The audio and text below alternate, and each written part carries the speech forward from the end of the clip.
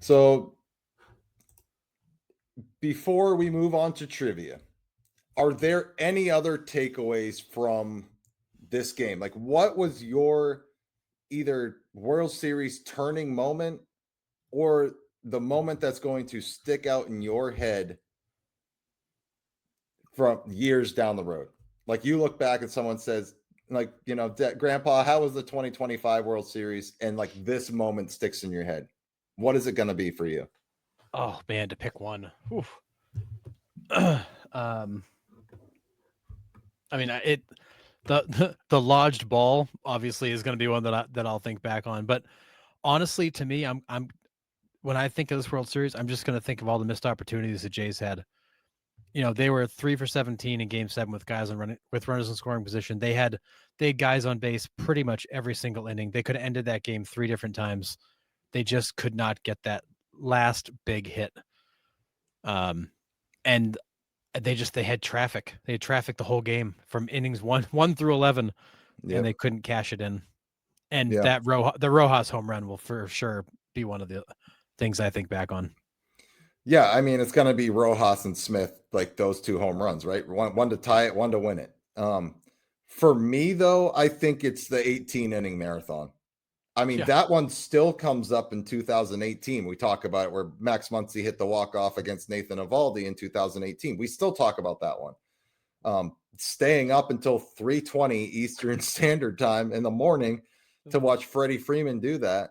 Another guy that has cemented his playoff legacy. Like, he will always be remembered as a postseason performer. That sticks out to me. And honestly, I hate it. I hate it, but it's the Kike Hernandez double play to end the game with Barger, because that was the momentum shift. Jays were literally 90 feet away from tying it and the winning run being on second base. So close again. Kike says no on a bad read by Barger. And that killed the momentum for the Blue Jays right there. So I think those those two moments kind of really are going to stick in my head. And obviously Yamamoto's performance. Yeah, and But then I mean, there's a The lot. Varsho Bichette moment too that might have cost them Game 3. Like, Oh, so there were many. so many weird, like bad breaks, and I mean, Blake Snell made the comment of luck plays in the World Series after he got lit up a second time, but in reality, like when you look back, like the bad breaks all went against the Blue Jays. It was the Yeah. Bichette Varsho play. It was the ball getting lodged. It was the bad read by Barger. Just everything seemed to go. All those moments went against the Jays. And Well, I think some of that comes from, you have an experienced mhm. Dodgers team that doesn't let those sorts of things stop them. And I was just gonna say that, like, because Edmund had a pretty big error in game 4, I want to say. Maybe Mhm. no, it was game 3. It was part of that whole Yeah, marathon. that was a mess. It just kind of went underneath his glove. But the Dodgers don't compound their mistakes. They they just stop it. Like, that mistake, boom, we're done, we're moving on, we'll get out of it. Like, we're Yep. a young and inexperienced team, like you said, like it kind of snowballs and it gets ahead of them. And it's like mistake after mistake after mistake, and they're costly. Yeah, and I think we were right going into this World Series. The Blue Jays were the worst matchup for the Dodgers. The Blue Jays outplayed them in every facet except for clutch hits, and Yeah. that's where the Dodgers won it. Yeah. The Dodgers experience and payroll, because that's what it costs to buy experience, is what cost them. That was the Yeah. difference. Yeah. I mean, and we talked about this a little bit last night. And the Yeah, base running in general, John said it and Johnny Owen says it. Like, the base running was horrendous. it was bad. It was There's a not lot great. of base running brain farts on both sides. Not great. So, No, yeah. no, you had some base Yeah. running brain farts on both sides. Yeah. Some really ugly ones. Yeah. Crazy. And I feel like base running in general around baseball is not good anymore. You see so many guys that just either they don't run the bases hard, they don't run them smart, or they take crazy gambles. But Mhm. I feel like base running in general is like a lost art. Yeah. I would agree. Now, kind of pose this question on Sunday. Curious what the chat says. Who do you think has the better chance of getting back to the World Series?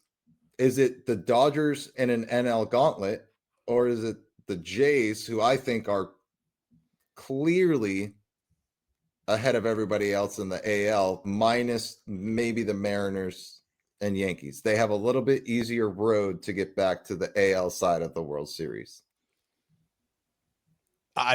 It's the Dodgers. It's always going to be the Dodgers because they're just going to retool. If they go out this offseason and go get Kyle Tucker and pick up another closer to go with the 5 they already have and grab more starting pitching, I mean, there's no reason to believe that the Dodgers won't be there pretty much every year until Ohtani retires. Yeah. Ryan, base running died with Henderson. I mean, you're not entirely wrong. wrong. There's a few No. guys out there that can still do it at a high level, but not many. Yeah. Crazy. Did the Dodgers have more money to buy these players, or did everyone have a chance? I mean, the Dodgers had a nearly $500 million payroll this year. I mean, the Dodgers have more money than any team in Major League Baseball. I mean, to hit the headline. And did everyone have a chance to sign these guys? Absolutely. Everybody could have signed Shohei Ohtani. The problem is only about 2 teams could afford to do it. And one of them was the Dodgers. Yeah. I mean, the Dodgers payroll is more than the revenue of half the league. I mean, it's not, they're not playing the same game, but they also have a good farm system. They're creative. Andrew Friedman he built the Tampa Bay Rays machine. He and Chaim Bloom. He's a fantastic general manager. I mean, it's kind of an unfair situation to have a great GM, a great farm system, owners with unlimited money, and the ability to pull in a whole country of support. So because rumors are they're going to break the $1 billion revenue mark this year, first professional sports franchise in history to do that. And oh, by the way, Mark Walton, the lead owner of the Dodgers, just got approval to buy the Lakers. So he's now going to own the Lakers too. Man, crazy. And he paid like $10 billion for that. So it's just it's not the same. It's not the same. Yeah, I call 10 billion a slow Tuesday, so that's fine. I mean, if you're into that kind of thing, but yeah, who needs that? Dumb.